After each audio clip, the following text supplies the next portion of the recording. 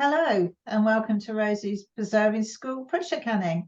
And today we're going to be putting up a loaded potato soup. Now, the ingredients are somewhat similar to the chicken, not chicken soup we made earlier in the series, except that what I want you to do with this, maybe not today because you're not prepared for it, but is if you make this again, is to realize that you can add in things that aren't in the recipe.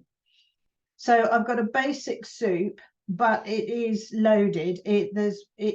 Whereas the chicken, not chicken soup, vegetable soup that we made had some potato. This is majoring on potato, and it's the end of our sort of 3 types of potato canning that we've been doing.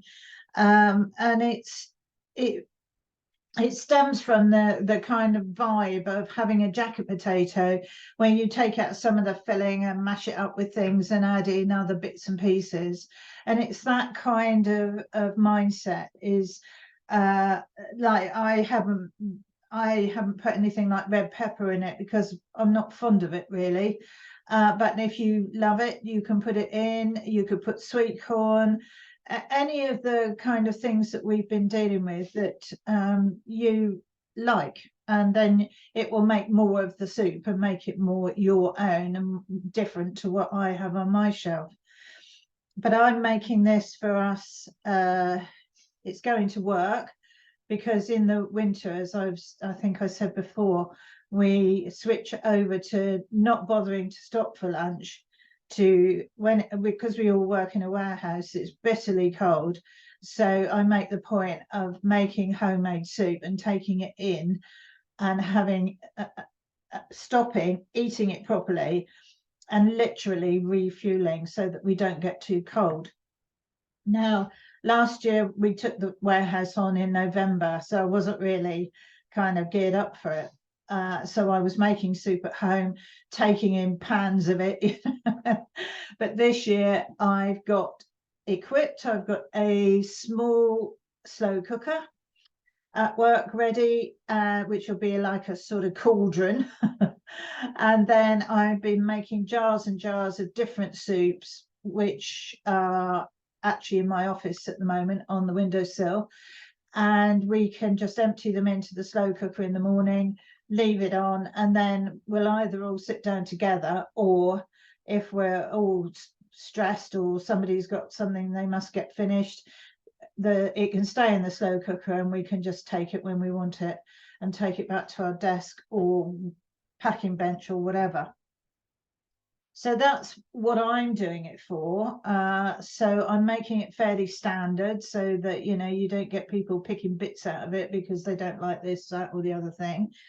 But this is very much the beginning of you becoming independent of me, in terms of we haven't got many more sessions to go, and it's almost like you need permission for me to say it's okay to do this, to put other things in. If you're not sure, you can look it up online. You can ask me directly. I say look it up online, because assuming it might be a time when you don't think I'd be able to answer, but you can always ask me. But if you look it up online as well, you'll find lots and lots of people with loads of advice, not always consistent. But you've got the idea now of the things we can do and how we need to prepare them and all that kind of thing. This one has got bacon in, but if you don't want to put the bacon in, you can pressure can on the sort of lower time frames for vegetable things according to your size of jar. But I'm going to put the bacon in because it will give it a lovely flavour. There's not a huge amount of bacon, and that's the first thing to do, is get that in the pan so that it can be cooking, and we want to make it crispy so we can crumble it up. So while I've already prepared my potatoes, I didn't think anybody would want to watch me peeling and chopping 6 pounds of potatoes or 3 kilos. So there's no oil in the pan. That just goes on. Then I've got some scissors and I'm going to cut this up with the scissors because I just find it easier to do things like bacon with scissors because of my stupid hand that doesn't work very well. And it doesn't have to be tiny, just sort of 3 centimeters long. And what we're going to do is sort of render it a bit so that any fat in it will melt out of the meat, and then cook it until it's crisp, lift it out to cool, and then we're going to cook the potatoes, the garlic and onion and celery first in the bacon fat. Now, if you're not using meat or bacon, you can use some oil to cook the garlic and everything in, just some olive oil or whatever oil you prefer. It's okay to do sort of a couple of tablespoonfuls or so in a pressure canned recipe, but you shouldn't use olive oil as a major ingredient, you know, like putting tomatoes in olive oil or something like that. It's not suitable for canning. I'm going to get my tongs ready so I can move it around as necessary. I'm going to get rid of this and just wipe my hands.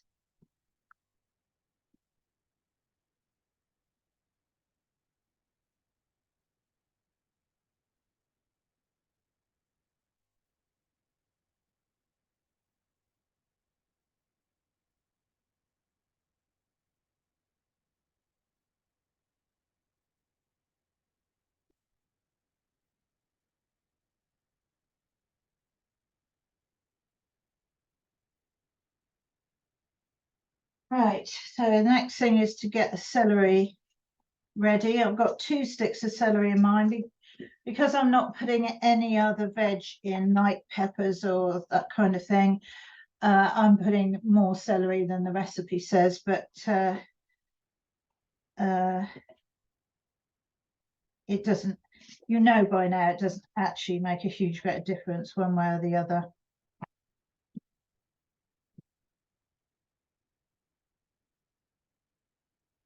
As I always say, you know, we're not making sponge cakes that rely on accurate measurements of things.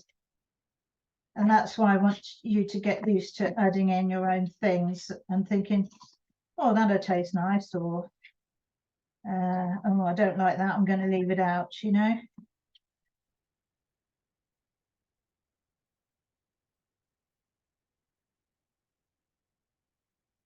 So I've peeled my garlic as well because that takes ages to do. There's a lot of garlic in it. But what I find is with the pressure canning, unless you put a lot in at the beginning, the flavours tends to weaken in the processing. So, well, that sounds a lot. It won't taste overly garlicky. But again, if you don't like it, don't put it in. You could put some chilies in if you like things with a bit of heat. I've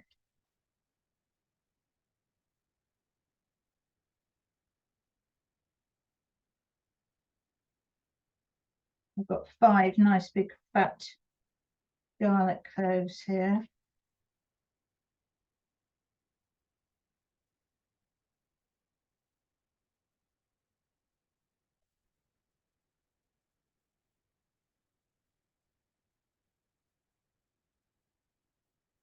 Got no supper dish today because I'm going to keep some of this back for us to have. We've got some nice French bread that came today in the farm box, so that would be nice with it this evening.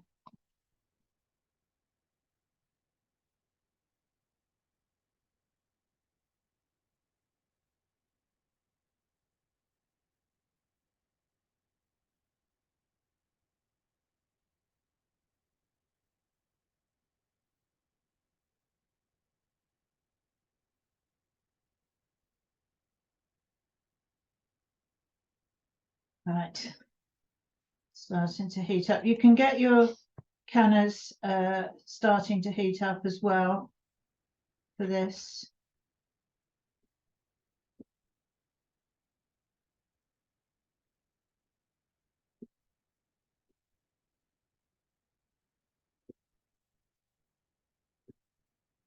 Now, where's my onion? I need to chop that.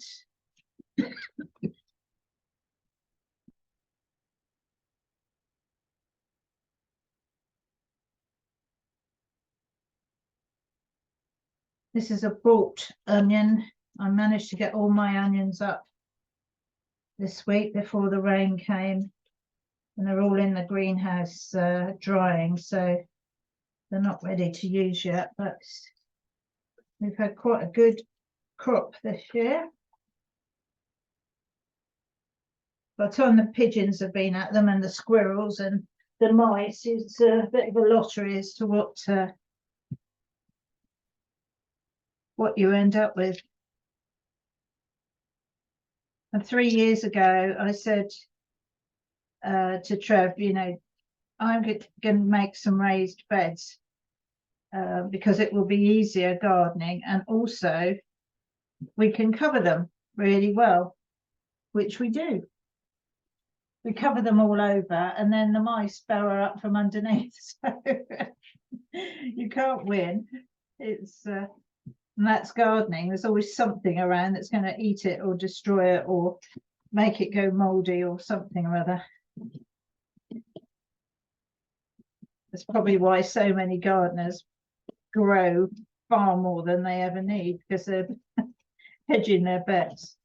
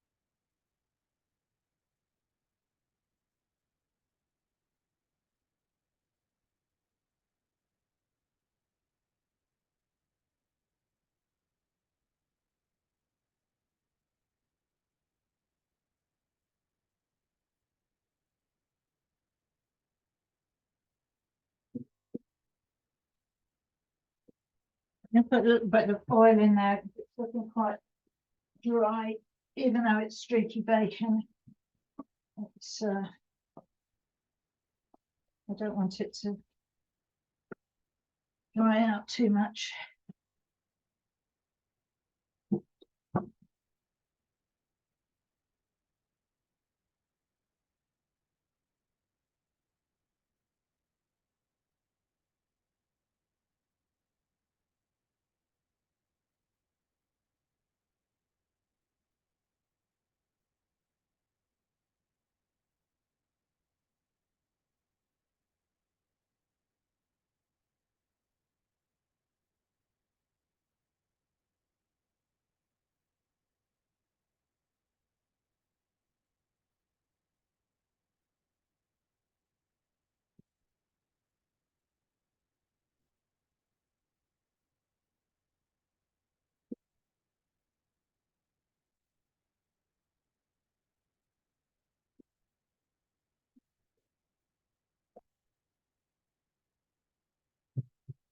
I've got a plate here to put it on once it's cooked.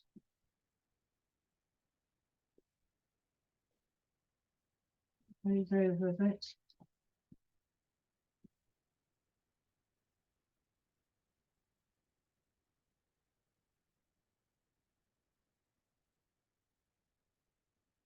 Now I've got chicken stock here that I made last year in June, so I'm going to use some of that up. See if I can get the top of off.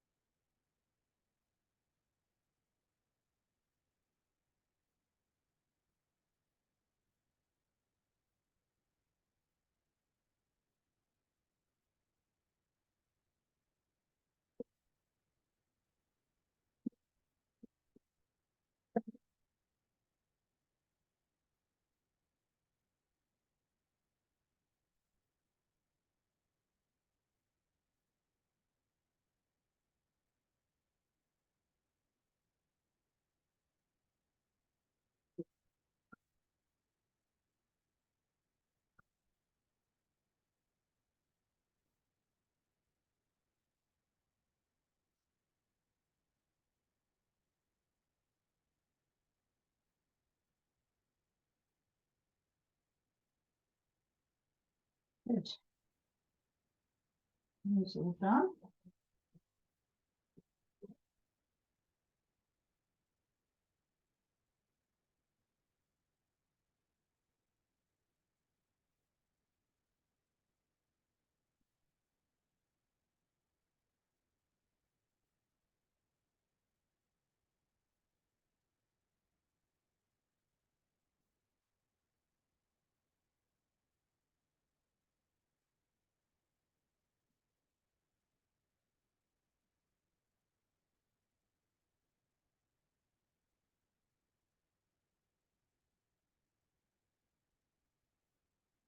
And it's heating up nicely.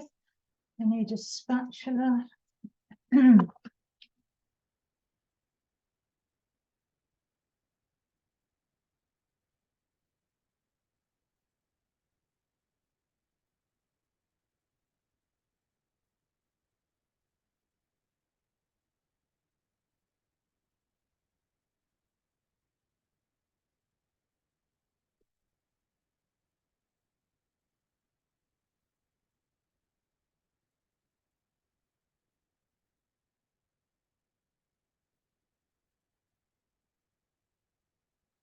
Not too bad. It's not as crisp as I'd hoped, but so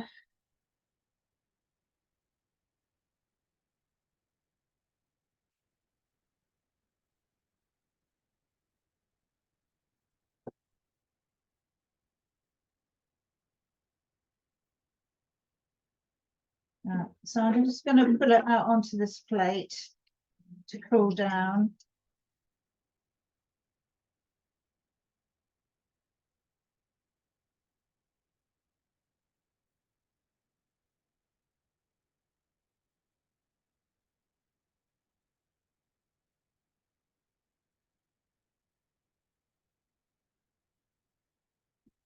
And down the heat a bit, otherwise the garlic and onions are going to burn too quickly. And there's nothing worse than overcooked garlic.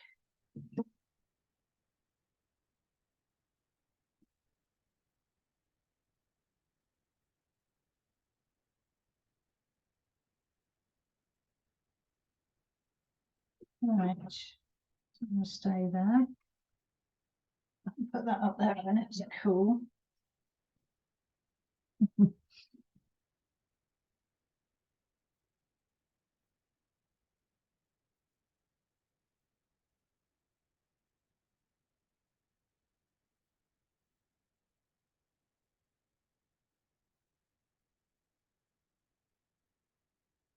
See if I can pull this into here without it going on the floor.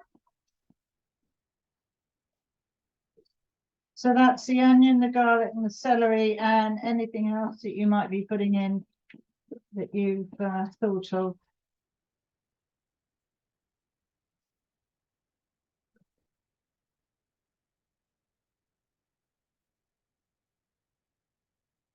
Give that a stir around to get it coated. I've turned it right down, so I don't want it, as I say, to cook madly. I'd like it to become translucent if possible.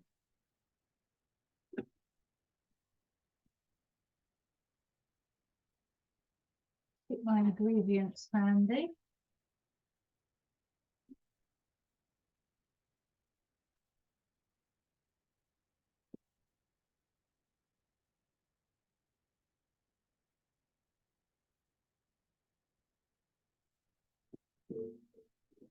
That's amazing already.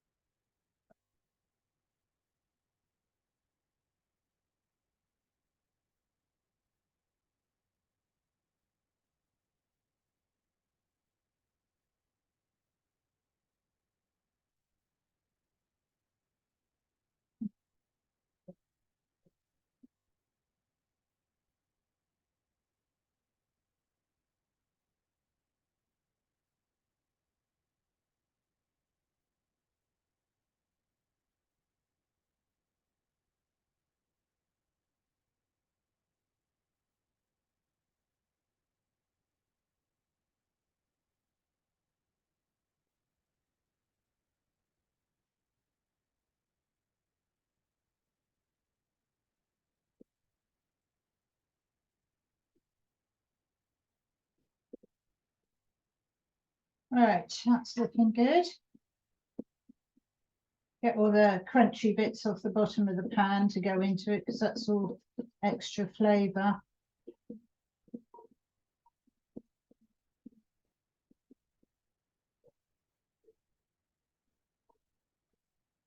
I've drained one of my lots of potatoes, so they're going to go in next.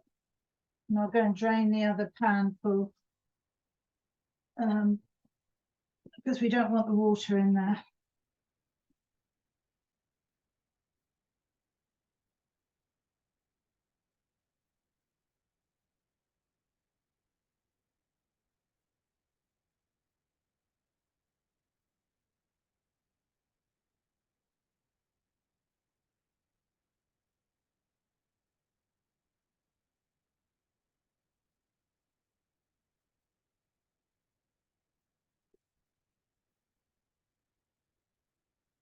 The instructions in the recipe didn't say to soak them like we did with the plain potatoes that we processed to get the starch out, because actually the starch in this recipe will be quite welcome because it will help to thicken the soup.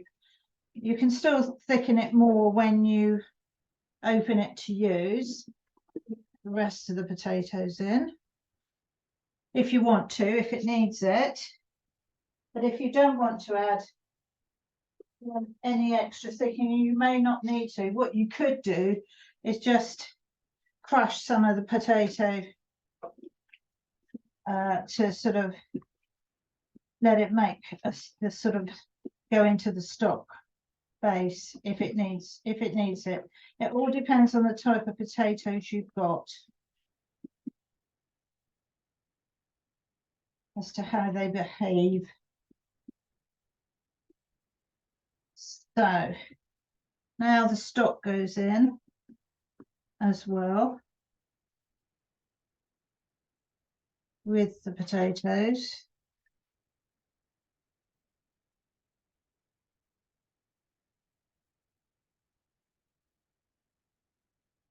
Because I'm using chicken stock I've made, there's lots of lovely juices that are at the bottom of the jar, so I just want to get those in as well.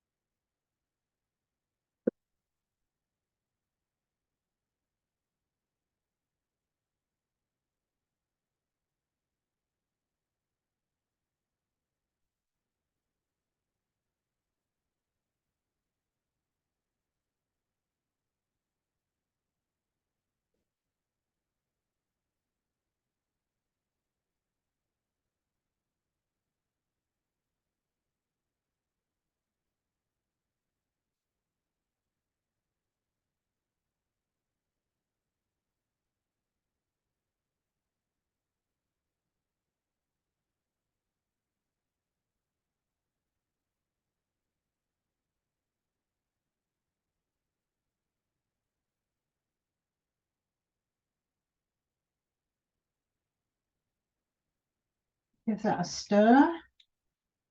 I've got the heat turned right up.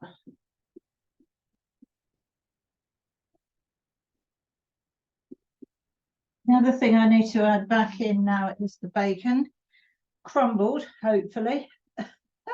If it will crumble, if it's crispy enough, I'll use my knife to sort of help it along. I'm not overly fussed if it doesn't go down to small pieces, but some of it will, some of it won't. It'll still be nice in the finished soup. It's quite crisp actually, so that's good.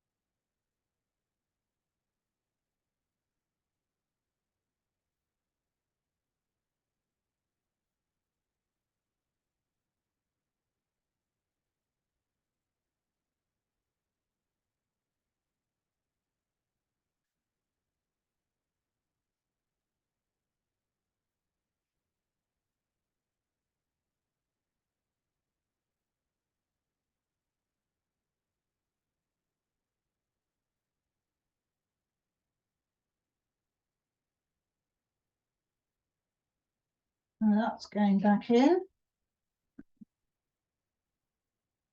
Should I get all of it?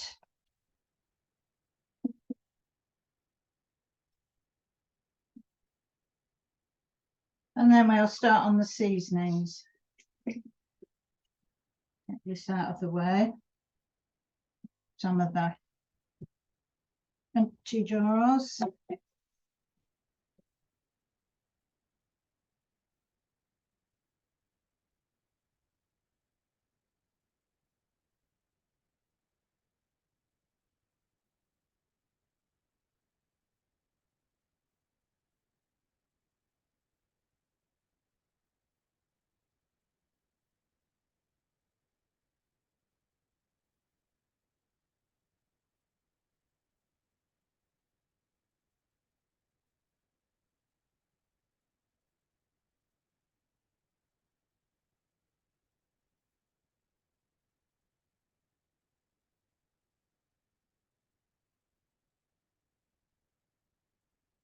Right.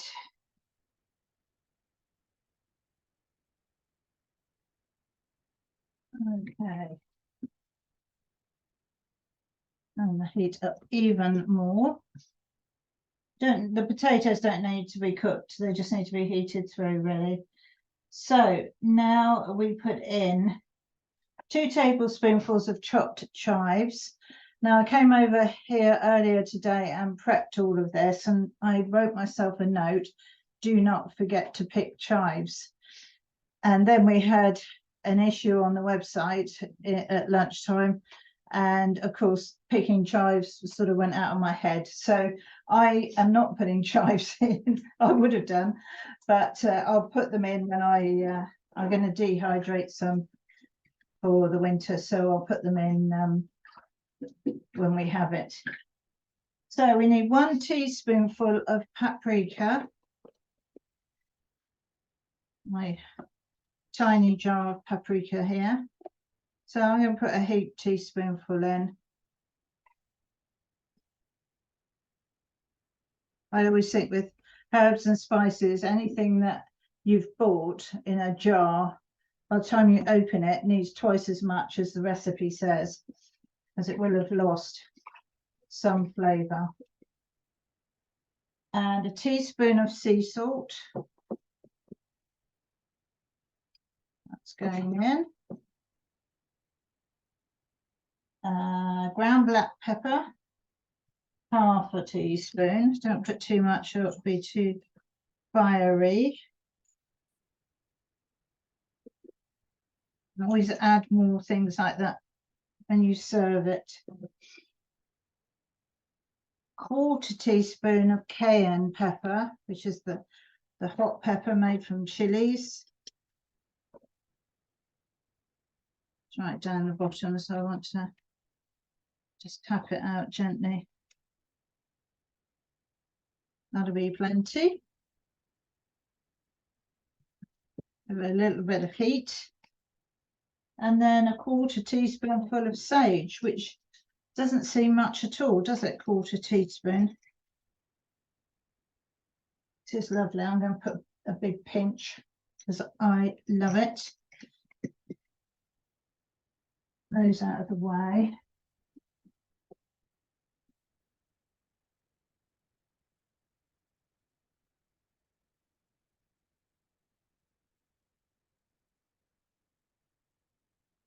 Salt.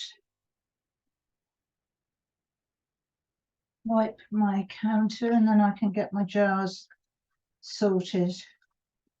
Once this is heated up, we can start jarring. Smells absolutely lovely.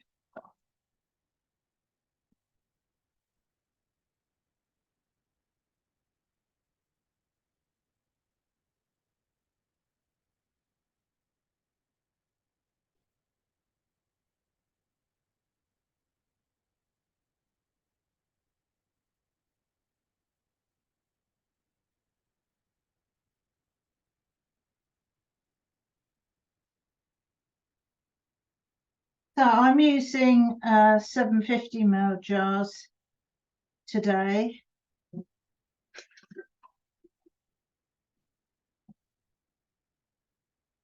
But as ever, you can use whichever size of jar suits your family.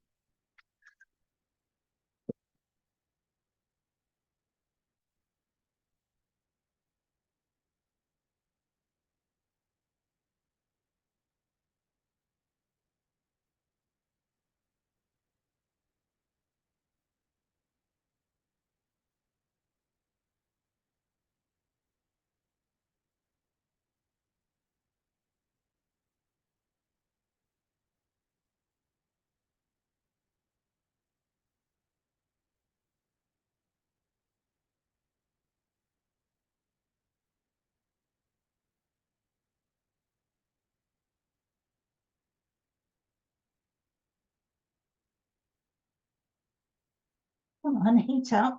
Goodness me.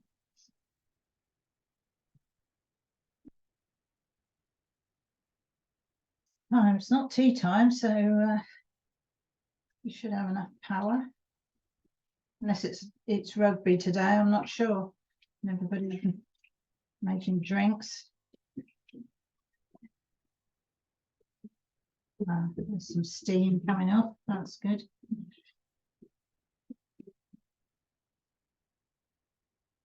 So I've got my vinegar ready to wipe the tops of the jars. Got my seals ready, ladle, funnel.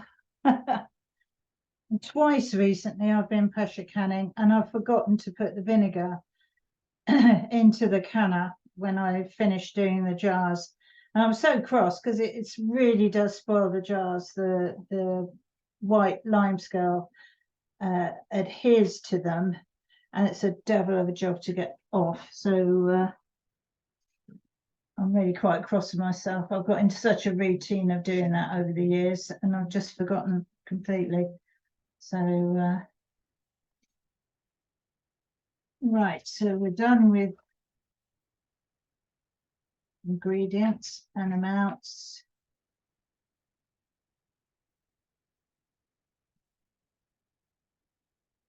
Except for the timings. So there's my debubbler as well, so don't forget to do that.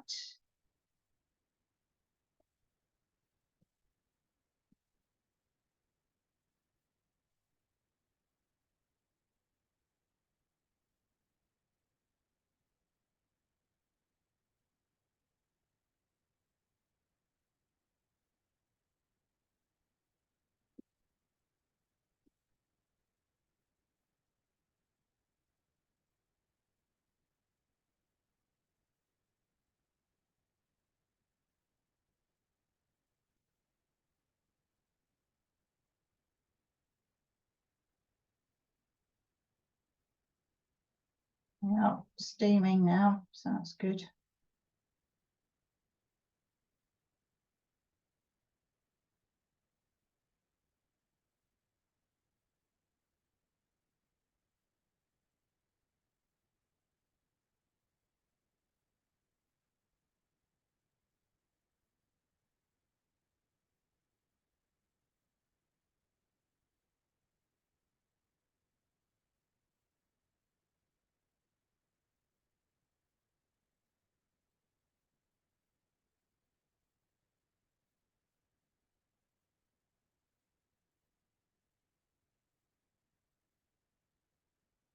I think some red pepper or something like that would look nice in the soup, make it nice and colourful.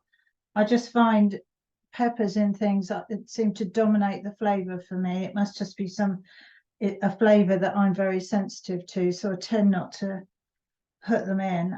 Or you could put some crushed tomatoes in, like tinned tomatoes that have been the chopped ones would be quite nice. But a bit of extra colour. But as I said, it's up to you.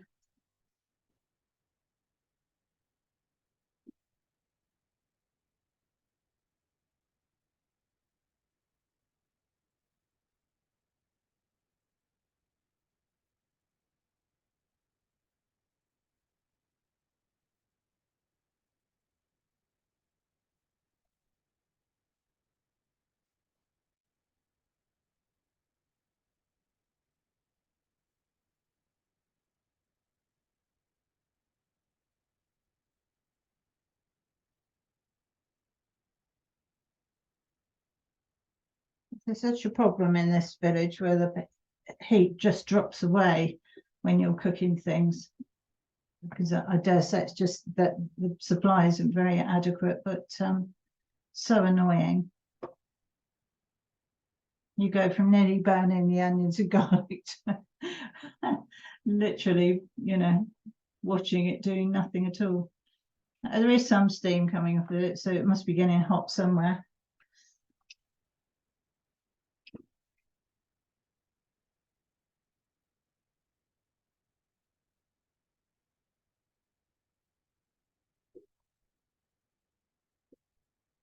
Anyway, presumably yours is hotter than this is. So we'll crash on and it'll all get processed anyway. It has heated up, but it's not by any stretch of the imagination boiling. Okay.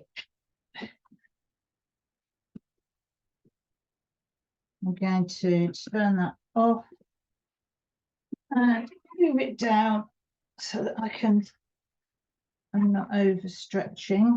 Got my jars, my funnel.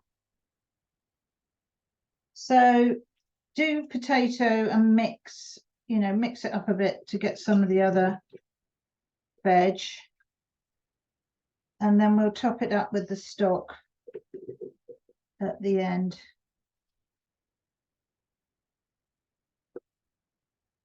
So that we get sort of even amounts.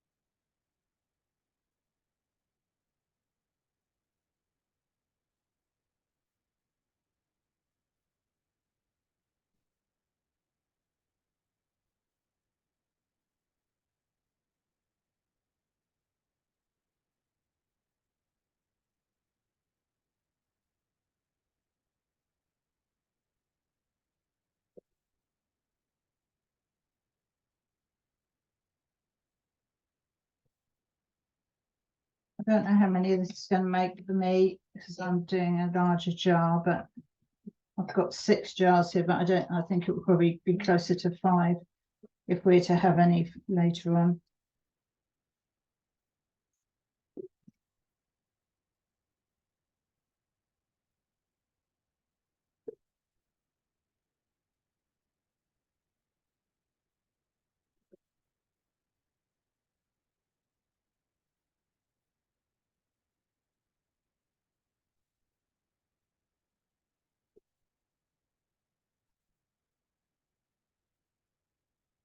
You could always make this later on in the autumn using leeks. Leek and potato soup is a classic and would be very nice.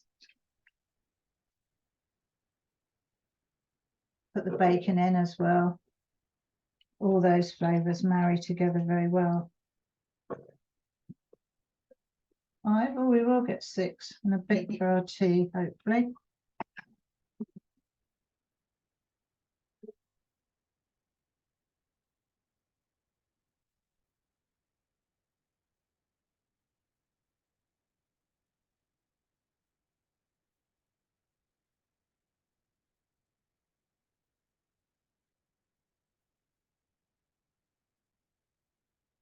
Right, some stock in.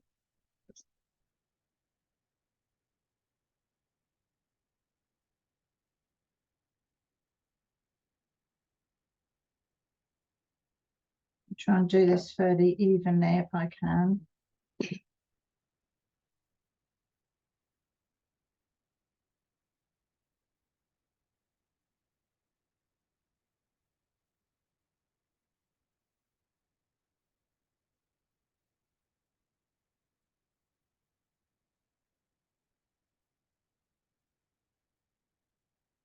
Those out now.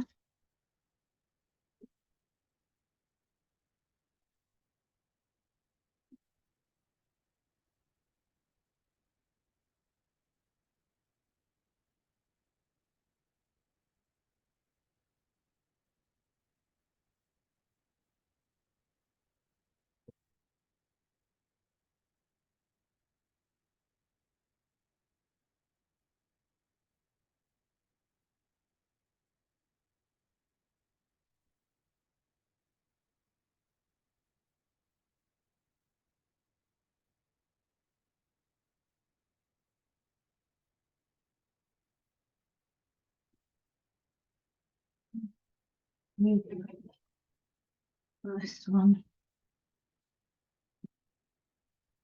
I'm going to do that one. I'm going to do 5 jars, and the 6th one I'm going to share out between the others so that they're more full, because they'll cook down as well. So I don't want it ending up with just a little bit halfway down the jar.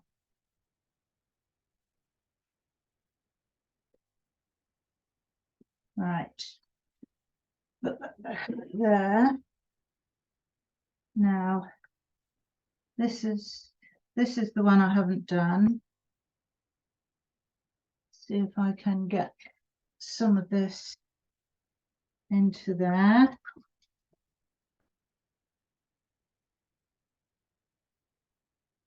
That's better.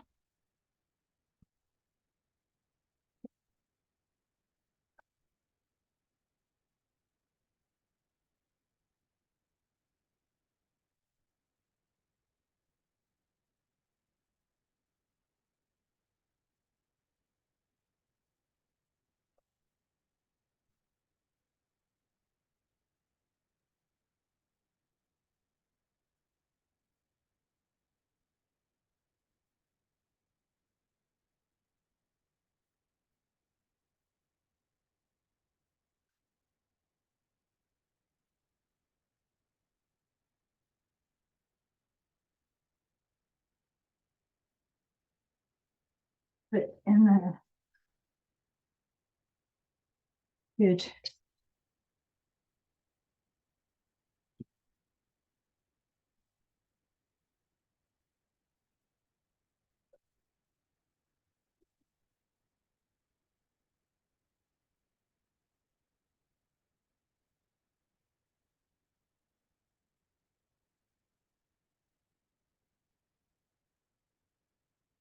Now, debubbler. So poke these all around to get any air gaps out and get the potato under the stock as much as possible, but they'll cook down and it'll all be fine when it comes out.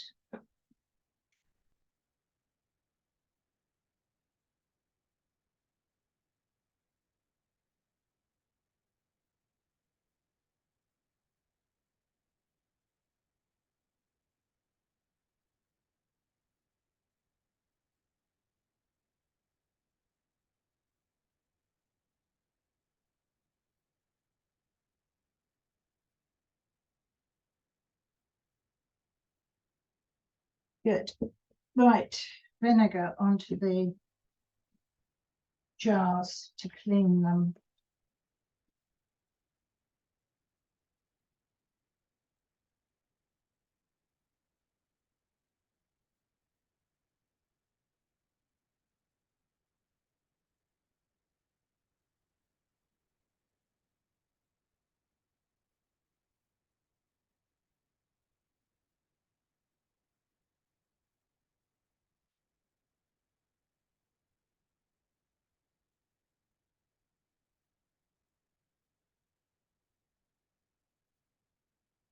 This is exactly the sort of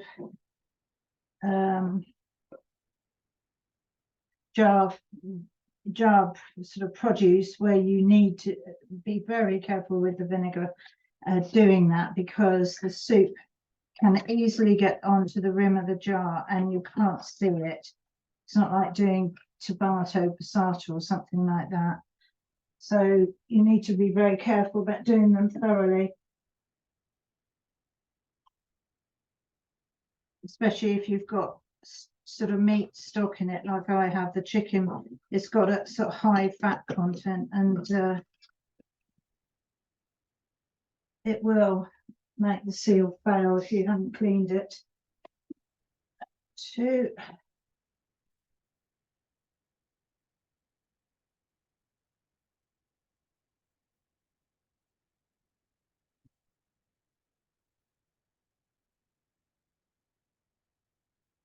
Three.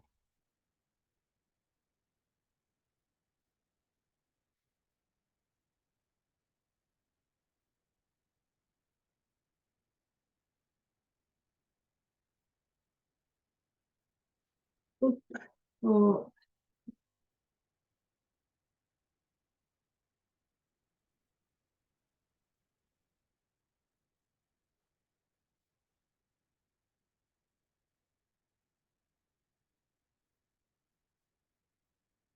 There's 5. Put the vinegar in, Rosemary. Goes. Good. Those are clean. Put the lid on.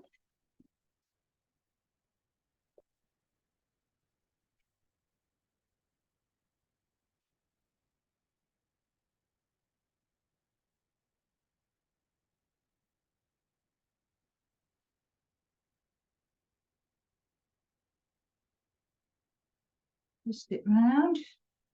Turn the heat up. And wait. I'm going to clear the decks, and when we're coming up to putting the weight on, I'll come back and go through some other homework for you. See you in a bit. Okay, so we're venting nicely. So I'll put the timer on for 10 minutes.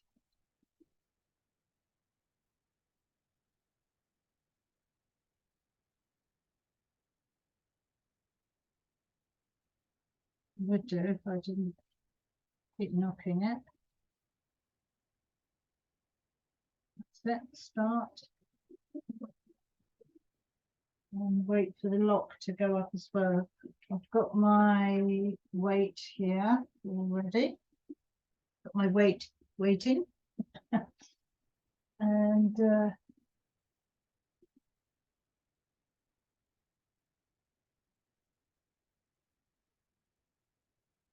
once it's vented for 10 minutes, I can put the weight on. Now, while we're in this sort of stage, today it's going to take me 90 minutes to process mine. So once we've got the weight on and it's all underway, then I'll leave you for today, because you won't want to wait around while I cook mine for 90 minutes. I'll record the ending and put it on the video, but you know, I think we've all got other things we can be doing in the meantime. I just wanted to talk to you a little bit while we're waiting for it to get up for the 10 minutes. to make use of this time. It's easy after the school holidays when you're all sort of relaxed, or even if you haven't got school children, or school age children, there's a lull, isn't there, in the summer? The weather's better, you're outside more, and you're waiting for the kind of harvest, as it were.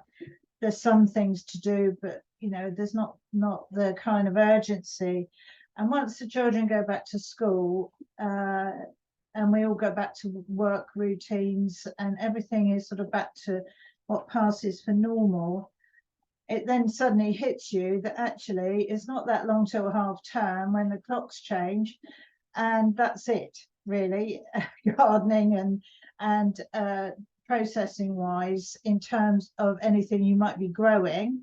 I mean, there will be a few things still growing, but not the volume that there is around at the moment.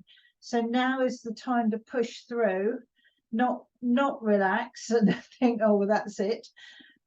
Is to get everything you possibly can processed in a jar or dehydrated if you've got a dehydrator, jams, pickles, chutneys, all that kind of thing, whatever sort of floats your boat, then you need to be on it and push you through. I wanted to point out what might seem obvious, but it only dawned on me about halfway through my pressure canning career, which is sort of about 15 years now. You can use the canner for water bath canning, where you're not under pressure, you're just sealing the jars. And this is particularly useful at this time of year because you've got lots of fruit around, and fruit in the main doesn't need pressure canning. It just needs water bathing. So there's lots of apples around. You could forage for blackberries if there's still some left. Do plain apple, blackberry and apple. There's plums around.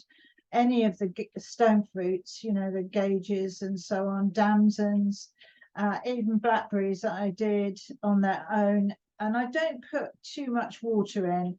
I kind of put the fruit in. I wash it and peel it or whatever I need to do to it. And I put it in the jars, and I put about a third to a half water in the jar, with maybe some sugar if I feel it, I want to put some in. And then put the lids and everything on and put them in the water. And the beauty of doing it in the pressure canner is you can get the water over the top of the jar. And that is the most efficient way to water bath things. I mean, probably most of my water bathing life, I've done it in an open pan, stood on a cloth, a J cloth, folded J cloth or a tea towel, something like that, because they do clatter about on the base of the pan. And the water's come up about 2/3 of the way. And then you think, hang on a minute, I can do them in the canner. And you can put the lid on as well. You don't need to put the weight on or anything like that. There's no pressure involved, but it's just more efficient and you can do more jars. And because there's no pressure involved, you could fill the canner up. So if you have a real session of getting it all prepped, the apples and so on. So if you're doing apples, pears are particularly good done like this. I absolutely love them. Get some that are fairly hard, you know, cooking pears if you can, or underripe eating pears, because if they're too squishy, they kind of just make a thick pear sauce if you're not careful. Have a big bowl ready with some lemon juice in it. As I've said many times before, I've always got a dead lemon in my fruit bowl usually. That isn't really, it's gone too sort of hard for grating and all that kind of thing. I just chop it up in half or in quarters and put that in the water and then swish it about a bit, and there's enough water there, enough lemon juice then to stop the oxidation, to stop the fruit going brown before you can get it processed. You can then get everything prepped.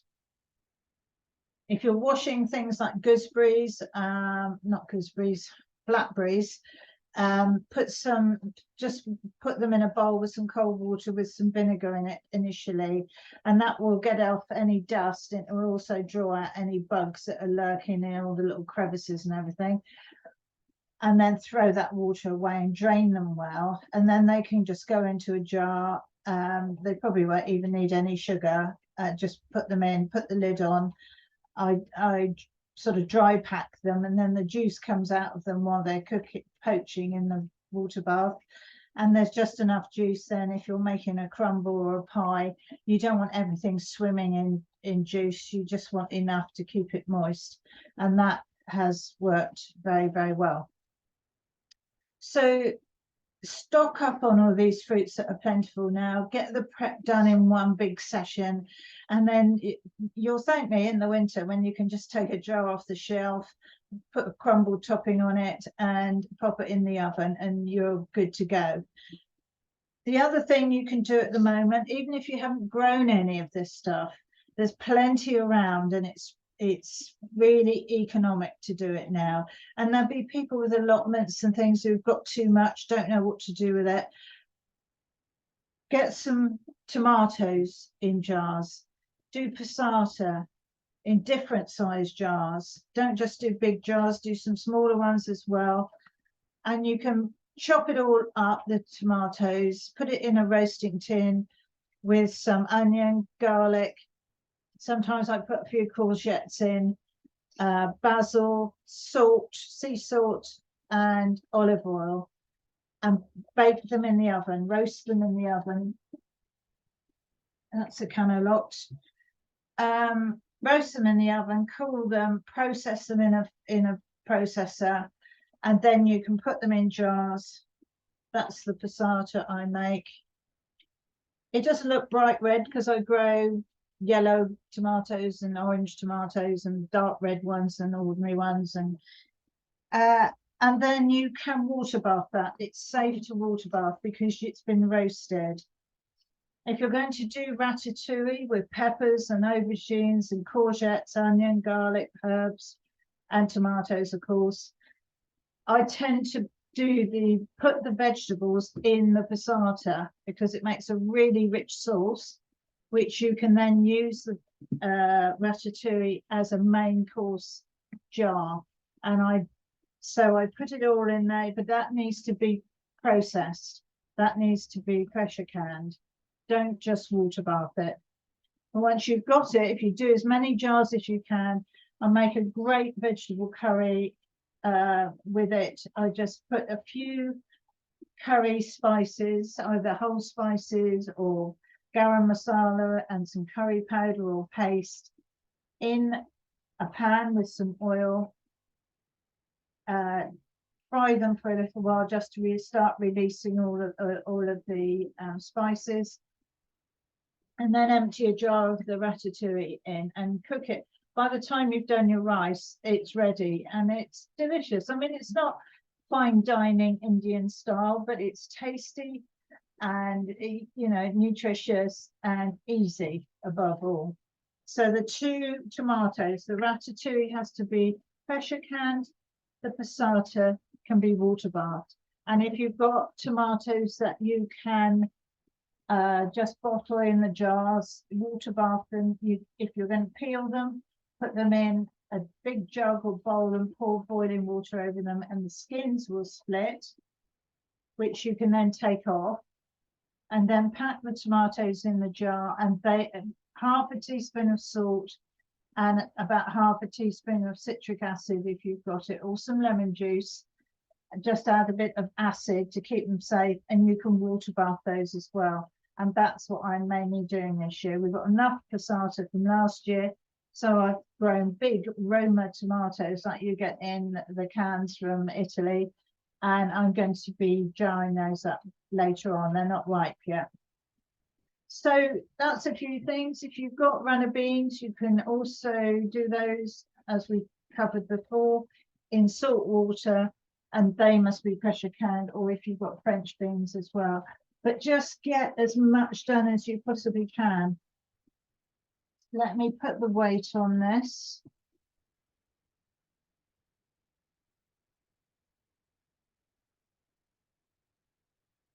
and it will come up to pressure. So dehydrating, if you've got a dehydrator, anything like tomato skins, dry them in the dehydrator, or if you can do them in a very, very low oven, or if you're lucky enough to have an argue, you can do that. And then you can powder them and keep them in a jar, and they're great. They're a gluten-free starch, so you can add them to thickened gravies or casseroles, that kind of thing. If you've got somebody that's gluten-free, they'll thank you forever, because they can get the authentic flavour without the flour being used. All those kinds of things. If you've got apples, dry eating apples, dry the rings for lunch boxes and making granola and things like that. Peel the apples, because they go very sharp if they're dehydrated with the skin on. But apple slices are great for young children and older people. They're really tasty and moreish, and they're shelf stable. So once they're dried, they go all sort of flabby. They don't dry out to be crisp or anything. And you can keep them in a jar on the shelf, and they're useful for all sorts of things. And things like mushrooms dehydrate fabulously well, and they can then go into things in the winter. So there's just plenty around, and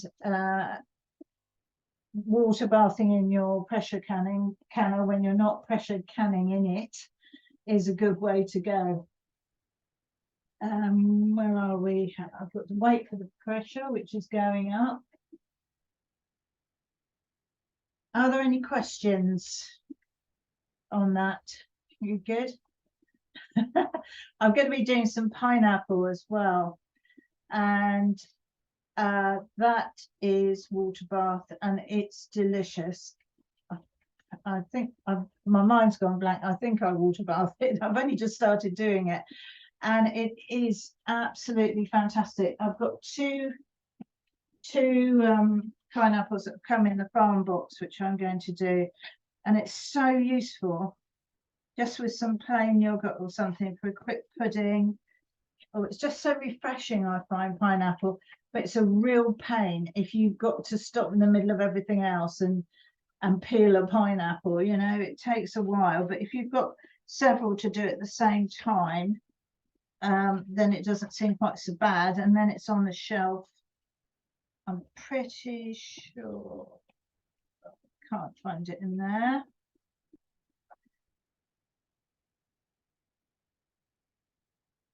My mind's just gone completely blank on it. I don't think it needs pressure canning.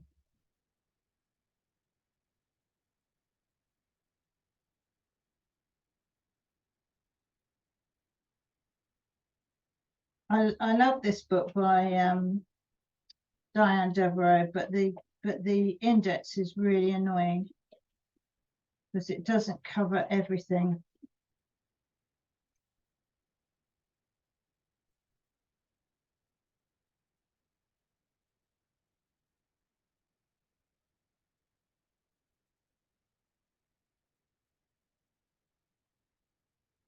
No, it's not in the pressure canning list for fruits. So and I just do it in its own kind of flavor. I chop it up and put it in the jar, and I top it up with water, and then there's enough flavor comes out of the pineapple to make it like pineapple juice. You know, I don't find that I need to sweeten it or anything like that. Let's have a look in the ball book and see what they say. Pineapple.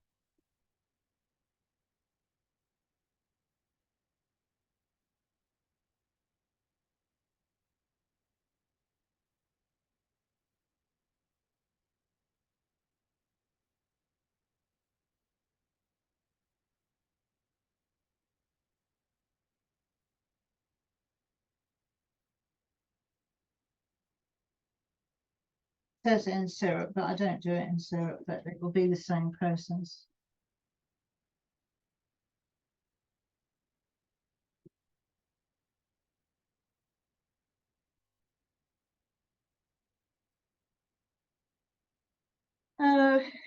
It does say pressure canner actually for 20 minutes. 15 minutes for pint jars and 20 minutes for bigger jars. So, but it's, as I said, chop it up and put it in, and you can make a syrup if you want to, but I think it's completely unnecessary. And then process it for just a short period of time, 15 minutes and 20 minutes.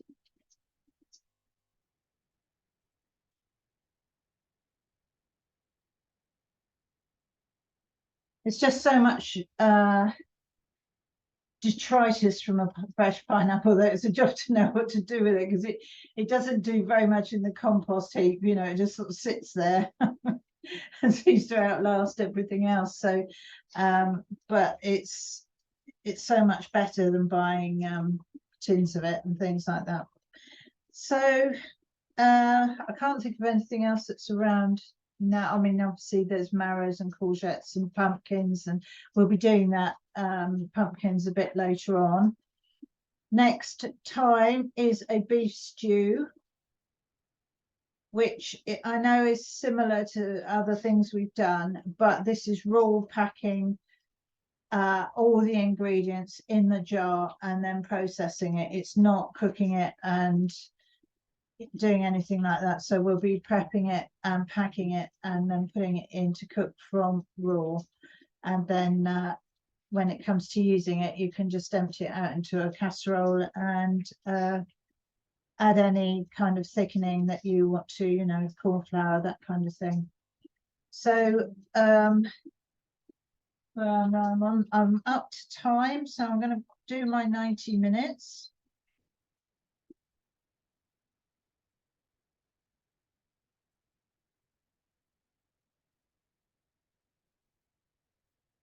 And I'm not going to see you until the beginning of October, because there's 5 Saturdays, I think, in this month. So we've covered both. I think that's the case, isn't it? Can you check the dates? I think I looked at it earlier. It would be on my birthday, and I'm definitely not doing it then. Right, now I've got to turn this down to 3. Is that 7th of October is the next one when we do the beef stew. So between now and then, you've got a while to catch up with the last fruits that are around and get that done. And then we'll come back in October and life will be different again. It's funny, I had a photo shoot on Thursday, and I needed to pick some, I've turned it down. I needed to pick some elderberries, and I thought, oh, I just the trees were loaded with them in our chicken run. And I went out, and after that heavy rainstorm, wasn't an elderberry left.